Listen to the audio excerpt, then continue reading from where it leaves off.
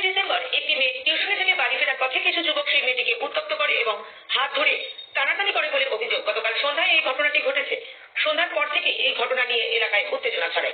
এদিন সকাল হতে এলাকাবাসীরা এই ঘটনার পরিপ্রেক্ষিতে ময়নাগুড়ি চ্যাংরাবান্ধা ভোট পার্টির কাছে পথ অবরোধ করে। ঘটনার খবর পেয়ে ময়নাগুড়ি থানা থেকে বিশাল পুলিশ বাহিনী ছুটে আসে এলাকায়। উত্তেজিত জনতার সঙ্গে পুলিশের খণ্ডযুদ্ধ বাধে। এদিন জাতীয় সড়কে প্রচুর যানবাহন আটকে পড়ে। এই অবস্থায় পুলিশ অবরোধ তুলতে গেলে পুলিশের সঙ্গে খণ্ডযুদ্ধ বাধে এলাকাবাসীদের।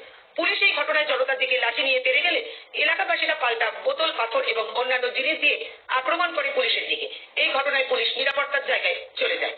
জাতীয় সড়কের টায়ার জ্বালিয়ে অবরোধ করে স্থানীয়রা। যদিও এই ঘটনায় পুলিশের একটি গাড়ি ভাঙচুর হয়। বর্তমানে এলাকায় থমথমে পরিবেশ রয়েছে।